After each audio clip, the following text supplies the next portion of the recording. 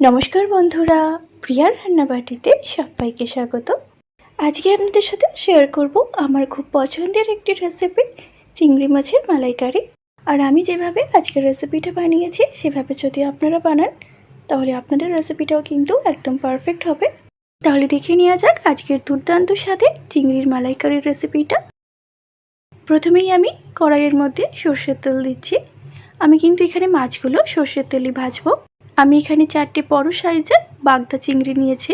এবারে আমি চিংড়ি মাছের মধ্যে সামান্য একটু নুন আর সামান্য একটু হলুদ মিশিয়ে নেব।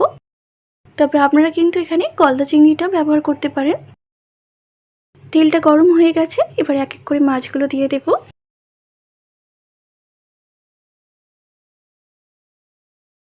চিংড়ি মাছ কিন্তু খুব বেশি সময় ধরে কখনোই ভাজবেন না, তাহলে চিংড়ি মাছগুলো শক্ত হয়ে যায়। আমি এখানে মাছগুলোকে অল্প একটু নাড়াচাড়া করে তুলে নেব। এবারে ভাজা হয়ে গেছে মাছগুলো, এবারে আমি তুলে নিচ্ছি।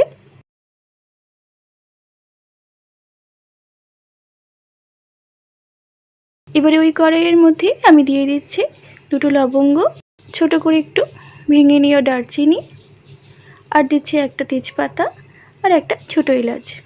এবারে ফোড়নটা দিয়ে নাড়াচাড়া করে এবার আমি দিয়ে দিচ্ছি একটা ছোট সাইজের পেঁয়াজ বাটা।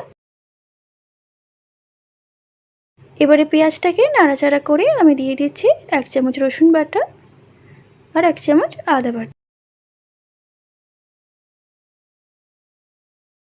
এবারে দিচ্ছি 1/2 চামচ লঙ্কার গুঁড়ো, 1/2 চামচ হলুদ গুঁড়ো। এবারে সব মশলাগুলো দিয়ে ভালো করে কষিয়ে নেব। যতক্ষণ না তেলটা ছেড়ে যায় ততক্ষণ কিন্তু আমরা কষিয়ে নেব মশলাগুলোকে। এবারে মশলাটা কষিয়ে নিয়ে দিয়ে দিচ্ছি পোস্ত আর কাজু বাদাম বাটা। এখানে আমি 4-5টা কাজু আর 1 চামচের মতো পোস্ত দিয়েছি, দিয়ে একটু ভালো করে পেস্ট করে নিয়েছিলাম। এবার এটা দিয়ে ভালো করে মিশিয়ে নেব। এবারে দিচ্ছি সামান্য একটু জিরে গুঁড়ো। এবারে আরও একবার ভালো করে মশলাগুলোকে কষিয়ে নেব।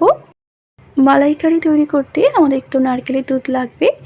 আমি এখানে 1 বাটি গরম জলের মধ্যে নুন দিয়ে নারকেল কোড়াটা ভিজিয়ে রেখেছিলাম, তাই আমি আর আলাদা করে নুনটা এখানে দিচ্ছি না।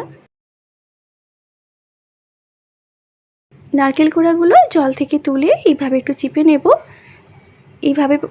এইভাবে করলে কিন্তু নারকেলের দুধটা আমরা সহজে বের করে ফেলতে পারবো। এবার একটা ছাঁকনির মধ্যে ছেঁকে আমি দুধটাকে ঢেলে দিচ্ছি। এবারে নারকেলের দুধটা দিয়ে ভালো করে মিশিয়ে নেব। আমরা কিন্তু এখানে কোনো জল অ্যাড করিনি, আমরা সম্পূর্ণটাই নারকেলের দুধ দিয়ে কিন্তু করব। এবারে ফুটতে শুরু করেছে, এবারে আমি মাছগুলো দিয়ে দেব। মাছগুলোকে দিয়ে কিন্তু আমি ঢাকা দিয়ে দেব।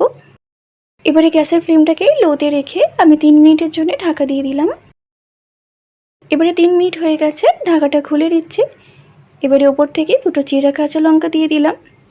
যদি আপনারা ঝাল খেতে পছন্দ না করেন আর ঝাল দেওয়ার কোনো প্রয়োজন নেই। আমাদের চিংড়ি মাছের মালাইকারিটা প্রায় হয়েই গেছে, দেখে বুঝতেই পারছেন কালারটা কত সুন্দর এসেছে। এবারে একটা প্লেটের মধ্যে আমি চিংড়ি মাছগুলো নামিয়ে নেব।